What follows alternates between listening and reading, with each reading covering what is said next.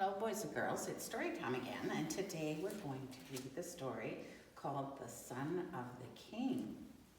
The three knights sat at the table and listened as the prince spoke. My father, the king, will give the hand of my sister to the first of you who can prove himself worthy. The prince paused to look at the men to take in the news. He looked at their faces, each weathered from miles and scarred from battle. The three had much in common. They were the strongest warriors in the kingdom, and they each wanted to marry the daughter of the king. The king had promised each a chance, a test, to see which was worthy of his daughter, and now the time for the test had arrived. The test is a journey, the prince explained, a journey to the king's castle by way of Hemlock.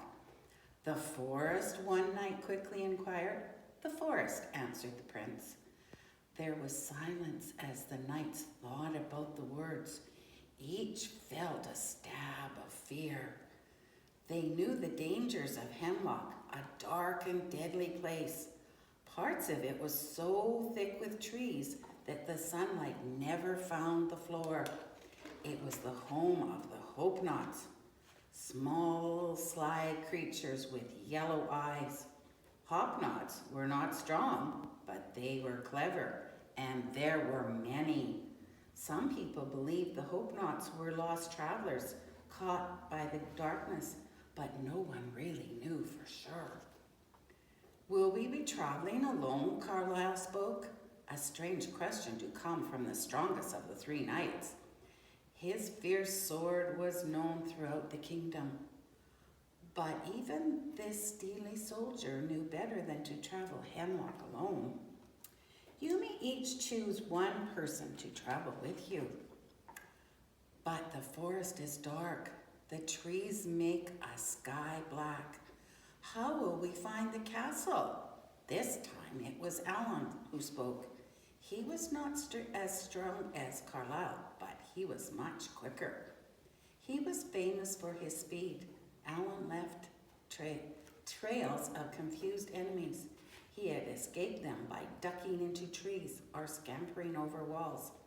But quickness is worthless if you have no direction. So Alan asked, how can we find the way? The prince nodded, reaching into a sack and pulled out an ivory flute. There are only two of these, he explained, this one and another one in the possession of the king. He put the instrument up to his lips and played a soft, sweet song. Never had the knights heard such soothing music. My father's flute plays the same song.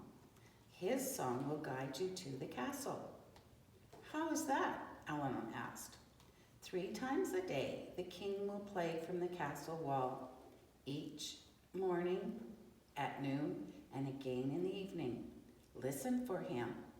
Follow his song, and you will find the castle. Is there only one other flute like it? Only one. And you and your father play the same music? Yes. It was Cassiodon who was asking. Cassiodon was known for his alertness. He saw what others missed. He knew the home of a traveler by the dirt on his boot. He knew the truth of the story by the eyes of the teller. He could tell the size of a marching army by the number of scattered birds in flight. Carlyle and Alan wondered why he asked about the flute. It wouldn't be very long before they found out. Consider the danger and choose your companion carefully, the prince cautioned. And so they did. The next morning, the 3 knights mounted their horses and entered Hemlock. Beside each rode their chosen companion. And there they are traveling down the road. They're starting their journey. For the people in the king's castle, the days of waiting passed slowly. All knew about the test, and all wondered which knight would win the princess. 3 times a day, the king set his song soaring into the trees of hemlock. All 3 times a day, the people stopped their work to listen. After many days and countless songs, a watchman spotted 2 figures stumbling out of the forest. No one could tell who they were.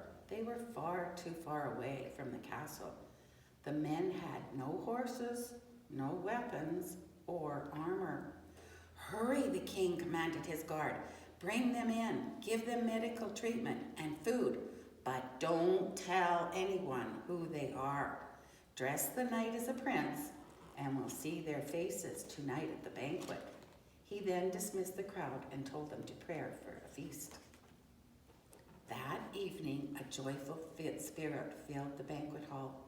At every table, the people tried to guess which knight had survived Hemlock Forest. Finally, the moment came to present the winner. At the king's signal, the people became quiet, and he began to play the flute.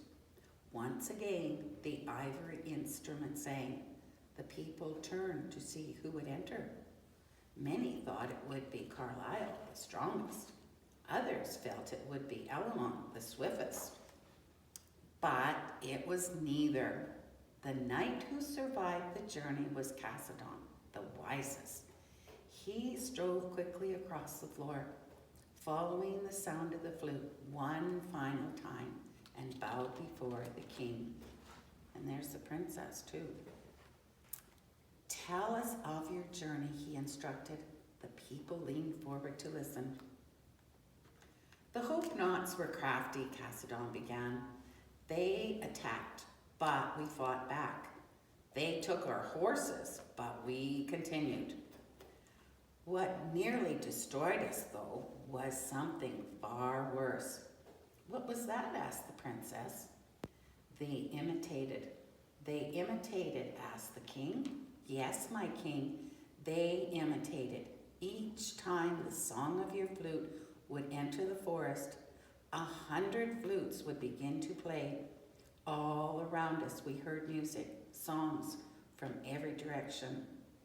I do not know what became of Carlisle and Elamon," he continued, "but I know strength and speed will not help one with the right until they heard the right flute." It was the prince. Oops, I think I missed a page. The king asked the question that was on everyone's lips.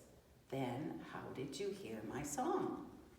"I chose the right companion," he answered, as he motioned for his fellow traveler to enter.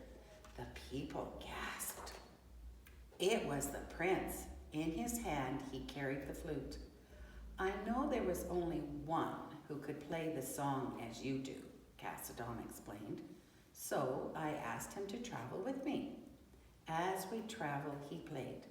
I learned your song so well that though 1,000 false flutes tried to hide your music, I could still hear you, and I knew your song and followed it."